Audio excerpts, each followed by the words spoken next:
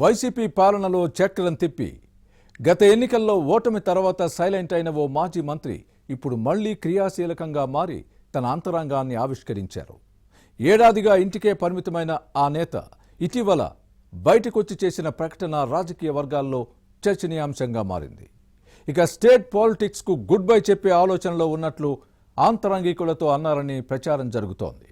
ఆయన మాటల తీరు చూస్తూ ఉంటే రాజకీయ సన్యాసం తీసుకుంటారా లేక మదిలో ఇంకేమైనా ఆలోచన ఉందా అన్న చర్చలు సాగుతున్నాయి.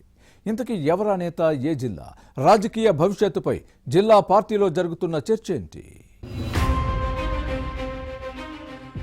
మాజీ మంత్రి ధర్మాన ప్రసాదరావు శ్రీకాకుళం జిల్లా రాజకీయాల్లో విలక్షణమైన నేతగా ముద్ర వేసుకున్నారు. కాంగ్రెస్ లో ఉన్న వైసీపీలో పనిచేసినా ఏ విషయంలో అయినా తన మనసులోని భావాలను కుండబద్దలు కొట్టినట్టు చెప్పటం ఈయన నైజం.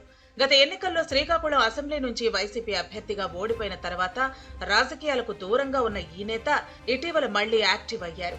పార్టీ అధినాయకత్వం నుంచి ఏదో హామీ లభించడంతోనే క్రియాశీలకంగా మారారని అంటారు. 2029 ఎన్నికల్లో శ్రీకాకుళం లోక్సభ సీటు నుంచి పోటీ చేసే అవకాశం ఉందన్న ప్రచారం జరుగుతోంది. ఉమ్మడి రాష్ట్రంతో పాటు విభజిత ఆంధ్రప్రదేశ్ కు మంత్రిగా బాధ్యతలు నిర్వహించిన ధర్మాన ఇప్పుడు రాజకీయంగా సంక్షోభాన్ని ఎదుర్కొంటున్నారు. గత ఎన్నికల్లో ఓటమి తర్వాత నుంచి ఇన్నాళ్లు పార్టీ కార్యక్రమాలకు దూరంగా ఉండటంతో ధర్మానపై జిల్లాలో రకరకాలుగా చర్చలు సాగాయి. ఇక రాజకీయాలకు గుడ్ బై చెప్పేస్తారని ఓవైపు పెద్దాయన పార్టీ మారే ఆలోచనలో ఉన్నారని మరోవైపు ఊహాగానాలు వినిపించాయి.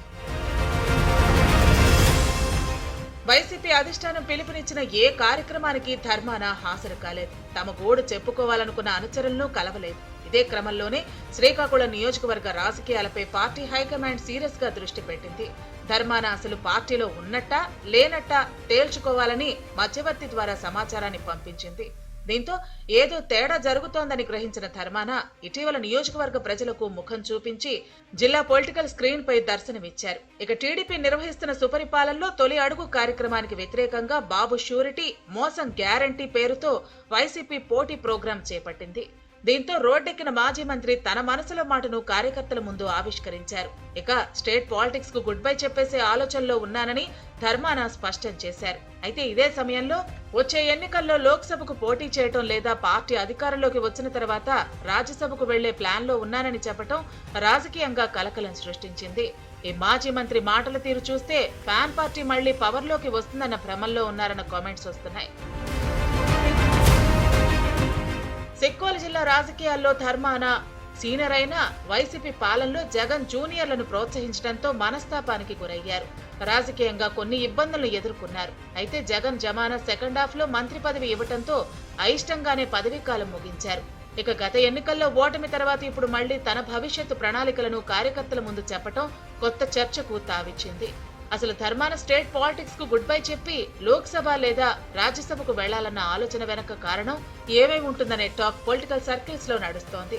పార్టీ అధినేత జగన్ ఇక స్టేట్ పాలిటిక్స్ ను వదిలేయమని ధర్మానకు చెప్పారా లేక మాజీ మంత్రి స్వయంగా ఈ నిర్ణయం తీసుకున్నారా అన్న చర్చ సాగుతోంది.